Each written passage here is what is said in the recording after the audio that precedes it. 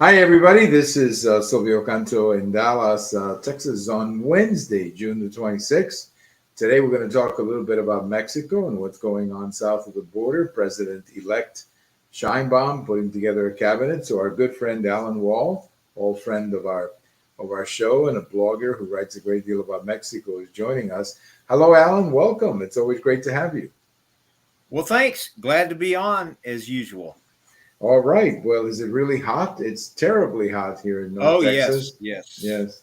Right. So, I mean, it is hot. Yeah. It's supposed to be it's close to 100 degrees all week around here. So, thank God for air conditioning.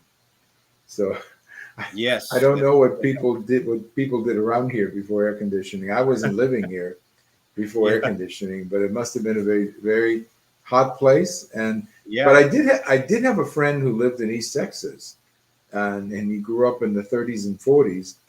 And he said that the homes were different. There was a lot more ventilation, Right. and people actually, you know, didn't really object that much. So I don't know.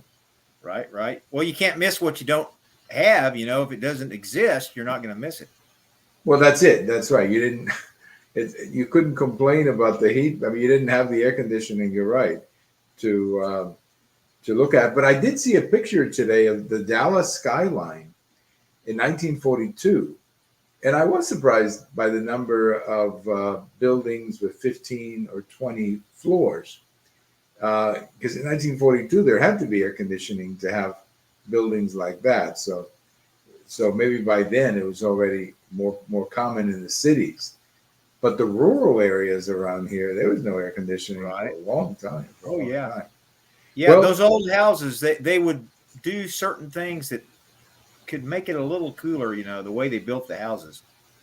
and I also learned that people back then had a lot more, or would strategically get close to under trees. I mean, a lot of like Yeah. we were traveling this weekend. We drove to Houston, and on the way back, there are parts. You're on I-45, but nevertheless, you do go through sometimes these little towns, and you Yep. see these homes, and most of the homes had a tree nearby.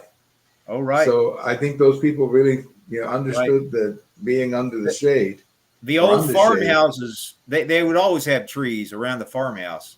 That's right. That's right. It's just as a way of staying cool. Yes. And if you notice too, they always had like a little pond Right. nearby for just to refresh themselves. So, um, but like you say, you cannot miss what you don't have. And people back then figured it out somehow. They survived it, and Yep. here Here. we are. We're so spoiled, I think, by the air conditioning. It's hard for me to believe what it would be like if all of a sudden, everything went out. Well, you and your son graduated, right, from high school. So From you took a college. little, Yeah.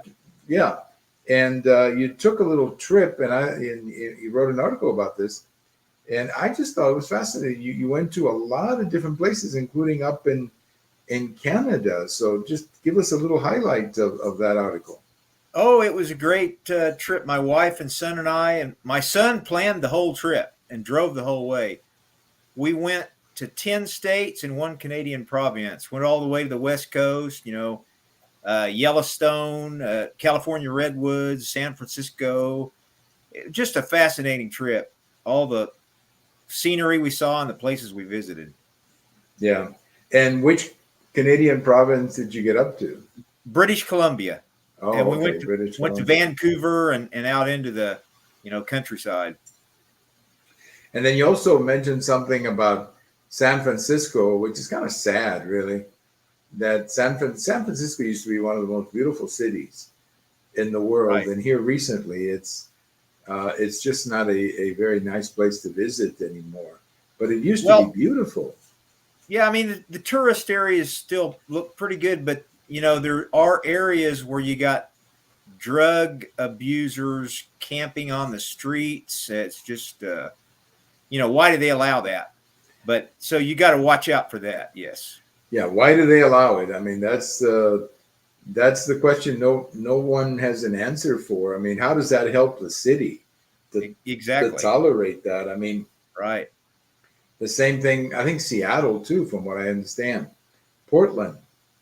Oh yeah. Oh, we These saw cities, homeless people in every city, yeah, big city. You know. right. And I'm sure they're blaming it on Trump. Oh, probably. Yeah. Okay. All right. Well, speaking of Trump, Mr. President Trump has a debate tomorrow night with Mr. President Biden. I know your son likes history, but maybe you've explained to your son that how unique this is. We haven't had two presidents running against each other since Cleveland in Yeah. 1892. So that's a long time. Yeah. So we haven't had anything like this before, where one guy says, "Well, when I was in," and then the other guy says, "Well, I'm in now." We haven't had anything like that ever. Well, not ever, but certainly not in the era of the media and radio and Right. TV. In our life. Yep. In our life, yeah. So that in itself is pretty historic. I mean, for like your Right. son who likes a lot of history. I don't know what to make of this debate, Alan, because it's happening at the end of June when most of us are usually not into debates. So many times they have primary debates this late in the campaign. Remember when Robert Kennedy was shot? Oh, It was in yes. June of Right. '68, Right. and they were still having debates in the California primary back then. So I mean that just shows you how crazy this year is. Here we're having a debate, what, Before the 5 months conventions. before? Yeah. Yeah, it's crazy. But if you were advising, let's say, President Trump, what would you tell him, Alan? I would say stick on several topics that help you out, and if he's got to read Biden, you know, but the best way sometimes is let Biden talk and hang himself. You know, you don't have to correct everything Biden says, but just get in some words edgewise. I think he ought to emphasize, you know, the border, the economy, foreign policy, you know, things that can help Trump. Right. And I think the fear is that Biden is going to be so programmed. Yeah. Or that, drugged up. Or maybe that too, that like 20 minutes into the debate, he may just forget where he is. I mean, that sounds terrible, but yeah, it could happen. Well, if you remember during the State of the Union, but there he was reading a speech. Here, he's not going to be reading a speech. He's going to be answering questions. So I don't know. Be flexible. It's going to be a high risk, I think, action. Now, Trump's problem, I kind of put it this way. The problem with Biden is that he could say something stupid, like my uncle got shot down and, you know, eaten by sharks or something like that. Yeah. But Trump's problem is a lack of discipline. He doesn't know when to stop talking. Right. So if he can just stick to a talking point, I think he'll be all right. But so often he just goes off on these tangents that I think will actually hurt him. So we'll see how it all works. Maybe they'll talk about Mexico too, kind of taking us into our topic tonight. Maybe they'll ask him about the new president of Mexico, who, of course, as you know, is President-elect Claudia Sheimbaum, as they like to pronounce it down there. Sheimbaum, which is Sheinbaum. How do you hear it when you hear it? When I was watching the debate, I heard it like Sheimbaum. Yeah, Sheimbaum. I would say it's Sheinbaum, but you know, whatever. Well, what I find interesting is how often she reminds people that she is La Presidenta. It's almost like she seems to be going out of our way. And I don't think that's an accident. I think that's a strategy to keep the Western media talking about the fact that she's the first woman president. Right. Focus on that, not the issues. Focus on that, exactly. But her biggest challenge, Alan, we talked about this before, and that is the connection that she has to President Lopez Obrador, who's still the president.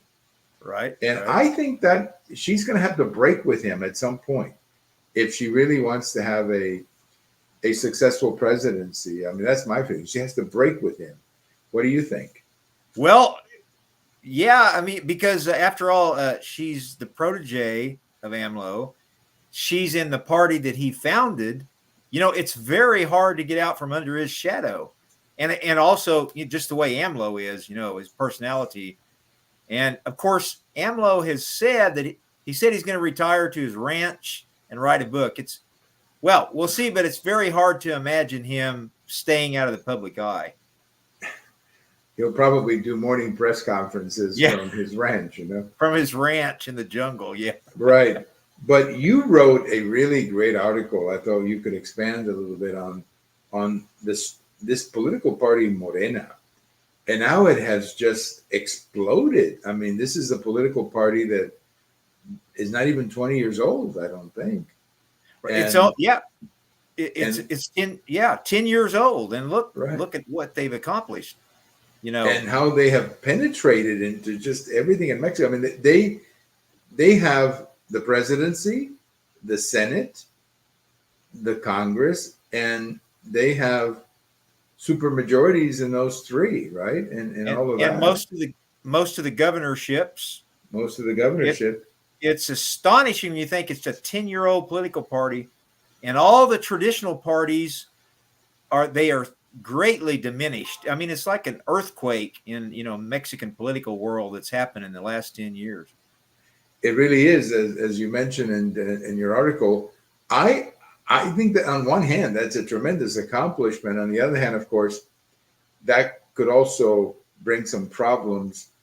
But I agree with you. I'm amazed at how quickly the other political parties have collapsed. I mean, I expected, PAN to have success up north. No, they haven't. I mean, they pretty much faded like all the others. Right.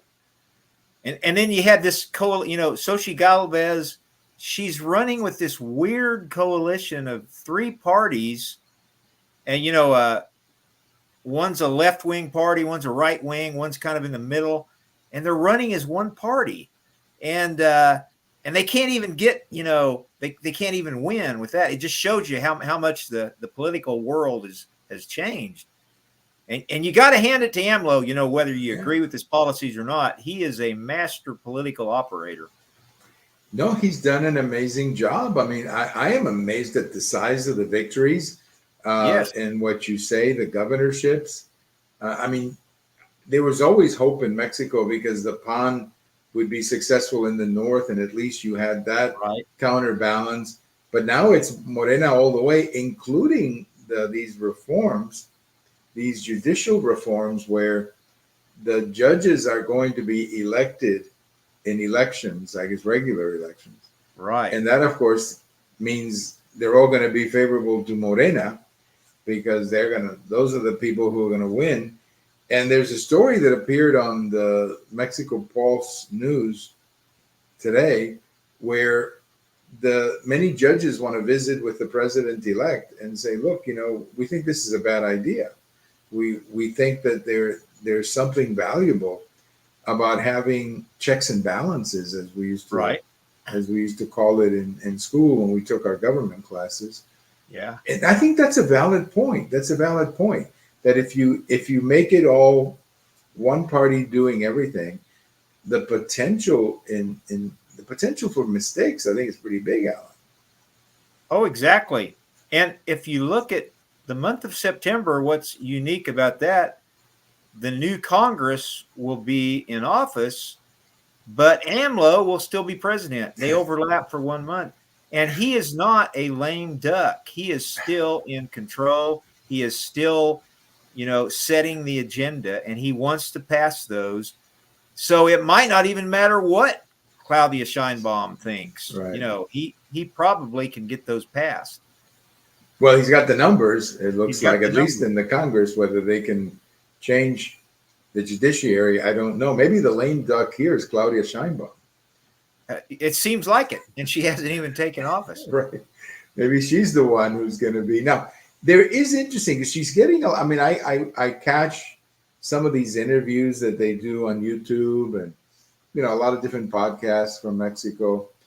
And there does seem to be, she does get a lot of questions about whether, the particularly foreign investment is going to be able to trust the new system. And she keeps coming back to the same line. Well, no, nothing's going to happen. We're still going to respect foreign business and foreign investment.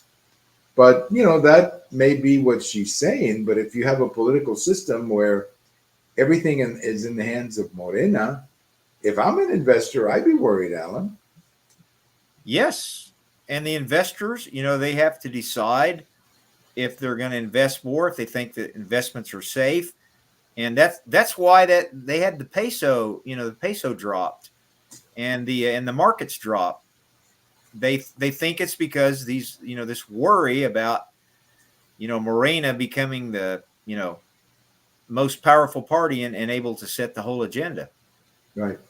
I was listening to a interview with one of the economists who's going to be on her team, not the Secretary of Economy, but one of the many advisors.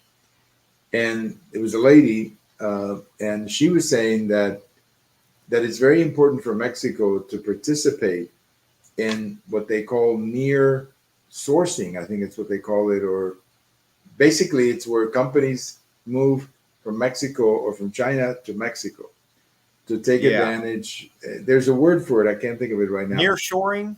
Nearshoring, yeah. Where companies are moving from Mexico, from China, and they're going to Mexico. You remember the electric car company that wanted to build electric cars in Mexico for the U.S. market, that prompted Trump to say that he would put a tariff on that. But, that may be, if you're going to attract a lot of those companies, another issue is that she has been a very strong advocate for these green energy policies. Right. The problem is, if you want to discourage American companies from setting up in Mexico, start talking to them about the Green Deal, the green energy, because that's going to turn them off. Because, they might as well put their plant in Texas or in Louisiana or Arkansas or whatever, so that they don't have to go to Mexico and live with all these regulations out. And there's a lot of speculation because we know that Sheimbaum, she was a scientist that actually specialized in energy engineering. And she is a promoter of the climate change agenda. And although AMLO wasn't really into that, he still was promoting, fossil fuels, traditional energy. But there's a question is, what's she going to do now about energy? That's a big question too. Well, we were talking a couple of days ago to a lady in Mexico, and I asked her the question. I said, what about, green energy and moving Mexico in that direction? Are you guys even ready for that? And she said no. And then she brought up the example of the electric car. She said that, there are electric cars in Mexico. They're very expensive, but there aren't enough charging stations, which then means that you have to use your own home to charge your car, which means there's more pressure on the electric company, I guess, so I think that she may find out that all this stuff sounds really good in theory, but it's maybe very difficult to implement in Mexico, Alan. Right. Now, the other big influence, and I heard this from this lady we were talking on the phone to the other day. She said that a lot of people are concerned about the influence of China. But China is apparently everywhere. Mexico. Latin America too, but in Mexico, right, all over Latin America, yeah. And China is, I guess, wants to have a manufacturing base there for the American market. It's hard to tell where that's going to go, but I'm guessing that if Trump is president, and I think he is going to be, that Trump isn't going to go along with that. That Trump is going to get very tough on these Chinese products just walking into the United States without some kind of a tariff or without some kind of an arrangement with the Mexican government about illegal immigration or whatever. This is going to get complicated, Alan. Right. And since we have our, our North American trade pact, a lot of those things could affect that, like, the China stuff and all of that. So yeah, that'll be In an issue. fact, in one of the interviews that I saw with her, she said something that we would live by the North American Free Trade Agreement. It's not called that anymore, but whatever it's called right now, I think it's called U.S. Mexico Canada Agreement. Right. It's not NAFTA anymore; it's a different name. But she said that that Mexico was going to live in that arrangement, but China can put a lot of pressure on a country because they come in and they can invest a lot of money out. Right. Right. And And they're all over I've noticed in South America, Central America, it's kind of concerning, how much Chinese influence there is in this hemisphere. and then of course there is the whole issue of fentanyl, which I think will be, maybe it'll come up in the debate. I sure hope so. Probably. Yeah. I hope it does. But there is, and we've seen stories about this of, China behind much of the fentanyl fabrication or fentanyl processing or whatever in Mexico. I mean, that would be, if I was the president of Mexico, I'd be very concerned about bringing in China as much as I think they will be. China is a difficult country to do business with. They usually want to win. They want to have the last word. Yeah. And they don't exactly come from a culture where you respect contracts. That's the difference with the United States. The United States comes from a culture, or American businesses come from a culture where they respect contracts and the rule of law. That's Right. not how the Chinese work. So I'd be concerned if I was Mexico, Allan. Oh, yes. Yes. That will be another issue to deal with. And then, yeah, go yeah, ahead. well, I was just going to say this Claudia Sheimbaum takes office October 1st. And then, in the following January, we'll be having an inauguration for one of these two guys in the debate. So we'll see how they work together. We'll see how it works. Now, one last thing that I wanted to mention, and this one caught me a bit by surprise. I was not aware of the fact that the Mexican military under AMLO the president had expanded it. I mean, I had heard something that they were running one of the trains, one of the tracks, I guess, in South Mexico. But the article that I saw, or the interview that I saw, they're everywhere. I mean, Mexico has, they've become a huge force inside Mexico. And I was listening to a Mexican on one of these videos saying they're not fighting crime anymore. They're just right. They're running businesses, they're running the airports, they're running the railroads, but they're not fighting crime. I mean, it's almost like the army has a different mission under President Lopez Obrador, Allan. Right. The video, I believe it's in that, you sent me the video. It's a Bloomberg video, but yeah, it's like they're involved in all these business deals, constructions, transportation, airports. And it reminded me of what the same thing, in communist countries like China, Venezuela, Cuba, and Cuba, like you pointed out, Cuba. I mean, that's what they do in those countries. Well, in Cuba, the military is involved in much of the tourism. I mean, these hotels that are basically the military is involved in that. And I don't know what the motivation, I know what the motivation in Cuba is. It's a totalitarian country where you have one man running everything. But I'm not sure what the motivation in Mexico would be. And I kept speculating as to why would Lopez Obrador want to give the army that much power. And maybe it's because he wants to make them rich so that they don't overthrow him or something like that. I mean, that sounds kind of crazy, but why else would he give him all that power? Yeah, I mean, that's what... like in Venezuela, you remember a few years ago, there was, a possible overthrow of the government. But the problem is the guys who run the military, they're, making they're not going to overthrow the government because they're making too much money. So you hate to think, so you get them in the system and where they won't, work against you. I think that's what they're thinking.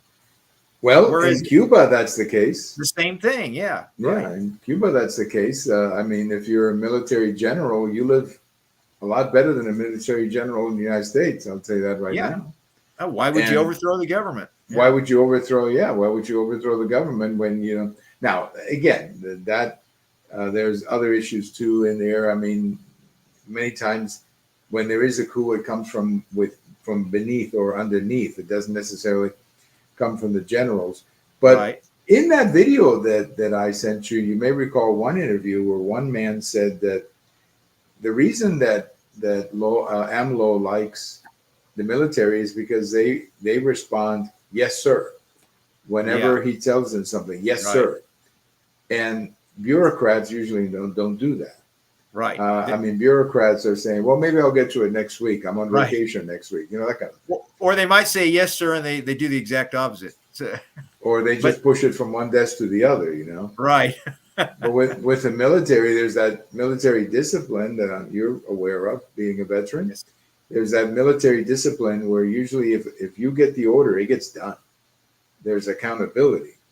And it's interesting. I when that man in the video said that's one of the reasons that Lopez Obrador apparently likes yes people around him. Oh, of course, no doubt about that. Yeah. So I think that month between the new Congress and the new presidency could end up being pretty consequential in different ways, I guess. Exactly. Yes. He's going to be doing stuff right till the very end, I think. He's not going away. I think we can, you know, he may have a different address, but he's not. This is, in a way, this whole thing is too much like his baby. Yes. You know, right. You know it's what his I mean? Party. His party. So he's sort of like the guy who built this company. And now the time has come to retire, but he keeps checking in every day to see how things are going. That's kind of what he reminds, and of course, so I stick to my earlier point. I think that she has to break with him visibly as soon as possible. Whether she can do it, I don't know. Well, maybe she gets overthrown by the military then. You know, I don't know. But yeah, hopefully not. I mean, nothing like that's happened in Mexico since the revolution. You know, that would be. And we're not hoping for that either. Right. Of course not. No, that would be a disaster. Yeah. Well, it would be absolutely horrible. But there are some great opportunities, looking at it on the bright side. There are some great opportunities in Mexico with the proximity to the United States. And if we can resolve this immigration issue, this illegal immigration issue, and focus more on trade and business development, I think Mexico could prosper significantly from this, and so can the United States. I mean, we are the two. The Mexico is the largest trading partner of the United States, I believe. And there's a lot. Yeah. Oh yeah, I mean, there's a lot of trade going on, and they don't want to put that at risk. They don't want to put that in danger. No, they shouldn't. And I mean, Texas is the number one trading partner of Texas is Mexico. Yes, right. I mean, it's an amazing relationship. Well, I guess we'll have to invite you back for that month of suspense coming up later. So that's going to be September, right? When that September, right? The month of September. The new Congress with the old president. So, in the words of that famous song from the 1950s, "See you in September." Yes. You know, I'll see you in September. Well, maybe before that, but definitely for sure. That's going to be fascinating. AMLO trying to get his reforms through a Congress that he runs completely. And then you've got these judges over here who are not happy. Right. I see a little confrontation coming. Let's see. Let's hope it can all be. I think, again, I'll just say this to close. I think it would be a huge mistake to do away with the judiciary. I mean, the Mexican Supreme Court has actually been pretty responsible here lately. And if they become nothing but, an extension of Morena, I think the country's going to suffer a lot. Right. Because they're autonomous. They have ruled against the government. Right. And of course, AMLO doesn't like that. No, most presidents don't like it, but at least Right. there's a check on the presidency, just like there is up here. Well, Alan, thank you so much as always for your time and your input. And tell your son that I really enjoyed hearing about his trip, Oh, and that it okay. was just a lot of fun. And I'm It impressed was that he great. planned it. I'm impressed that he planned it. Why did he want to go to British Columbia? I'm curious. Was that just on the way, or? Well, he just wanted to go to the region, the Northwest. He hadn't been there before, and said, "Hey, since we're there, let's go to Canada." And that was fit in with we were up there in Washington State, so So did he ask you we. why they called it British Columbia? Because I don't know the answer. Well, it's because of the Columbia River, which Ah, okay, all right. starts in Canada, then it goes in the United States, and actually Queen Victoria named it British Columbia. There you go. And I think the capital of British Columbia is, I don't know. I should know, but is it Victoria? The It's capital? yes, and it's kind of confusing. It's on Vancouver Island, but Right. Okay. the city of Vancouver is not on Vancouver Island. And then there's a Vancouver, Washington, and there's Right. a Vancouver River, et cetera, et cetera. And But there's a we lot of didn't go to Chinese. Vancouver Island. Oh, excuse me. Right. And there's a lot of Chinese in British Columbia too. Oh, A lot of yes. a lot of Chinese money that came there after Hong Right. Kong went down Yes. almost 20 years ago. But it must be a beautiful part of the country. I mean, British Columbia, just the pictures I've seen. I mean, Oh, it there's a is. documentary that I saw one time that just left me astonished is how beautiful Canada is.